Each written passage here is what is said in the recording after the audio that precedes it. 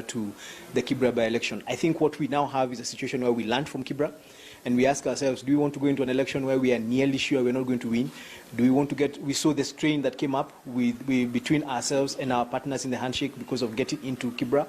Another place we were nearly sure we were not going to win. So the decision to not field a candidate in Msambweni is actually a very, very good and strategic decision by our party because we have nothing to prove. Whether we got Msambweni or not, doesn't actually do too much to change our numbers. And we already have 70 members of parliament from ODM who are already supporting the president and the president's agenda in parliament. So why would we want to risk those 70 for the sake of one? Especially because we also know that if ODM, for example, was to get that particular position in the by-election, that particular new member of parliament in ODM is going to join the other 70 and will have 71 votes. So as a party, we have to ask ourselves, do we want to get into a fight for the sake of it?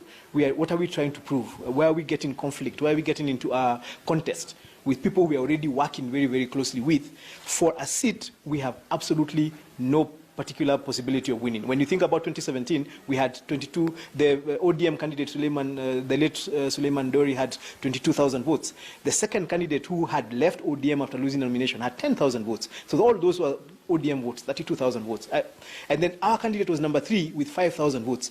I don't think much has changed in Msambweni to get to the point where we would actually get that seat. So we have to ask ourselves as a party, and I'm so happy that the party made the decision to not field that candidate because we would actually have lost that position, lost resources in that position, and not made any particular difference except straining our relationship with our partners in the handshake. Well, many would argue that that decision by the party is self-defeatist because much as you're saying that there are chances are high that the Jubilee party would not have won that particular election, what the party said after the Kibra by-election is that, yes, we have lost, but we have learned that we have some ground in Kibra. We have learned, they used Kibra as a yardstick. Don't you think perhaps that is a strategy that they should have used? Say, yes, we have learned that we have had this increase in our votes in Msambweni, so in 2022, with this, how will Cabinet use it as a yardstick? I don't think the position that you just quoted was a position of the party. I think that was the position of the deputy president at that time, and I don't think he was speaking on behalf of the party in Kibra because if you listen to the party leader who spoke in regard to Kibra, he said, look, what made him happy about Kibra was that people were able to go into an election, vote, and go back to their business.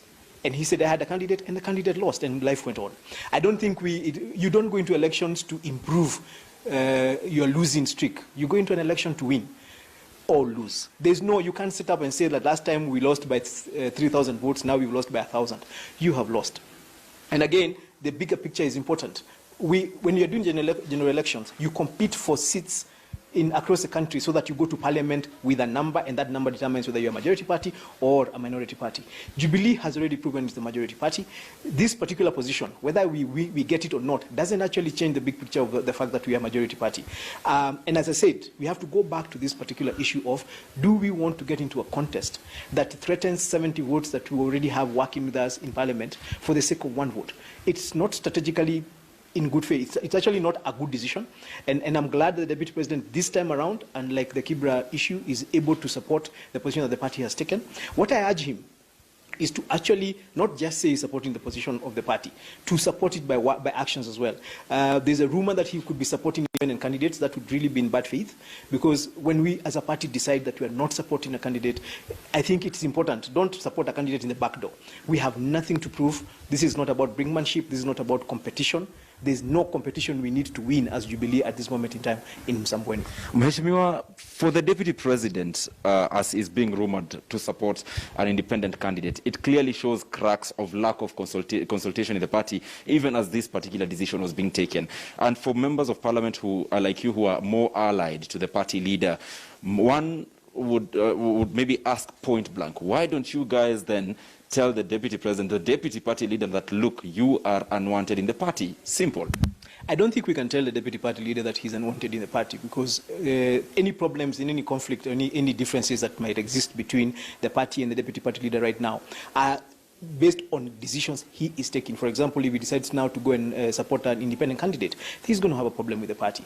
In the past, we have had situations that the party leader has said we want to support the handshake, for example, and the deputy party leader decides that he doesn't want to support the handshake. I think This is not about us telling him that we don't want him in the party. It's about him deciding he doesn't want to work with the party on the positions that the party holds. And I think it's actually now it's entirely up to him to decide whether he wants to stay in the party and work with the party and follow the party's directions on issues, or he wants to get out and go and do his own thing in his own party.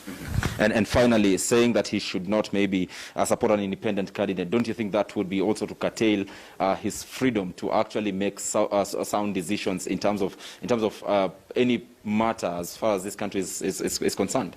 You see, freedoms have responsibilities. He has the freedom to support anybody, but he's also the deputy party leader of the party that has said that's not going to field a candidate in Msambweni.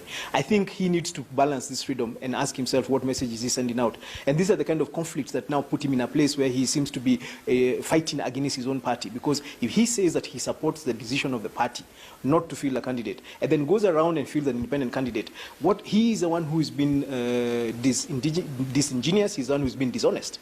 And I think he needs to be called out. He's going to support a candidate here. He needs to be told that what he's doing is actually dishonest. You are either with us in Jubilee. During the Kibra by-election, not all of us agreed with the fact that we needed to support a candidate.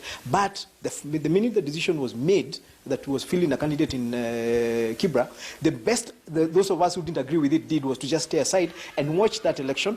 So if he doesn't agree with this, I would ask him to do the same thing we did. Just stand aside, let this particular by-election go from Msambweni. If we have another by-election, we will debate about that one, because we also can't say that we must always field a candidate in a by-election. It is always going to be based on situation, based on the dynamics of that by-election, and based on what the party wants to achieve. Thank you so much. Well,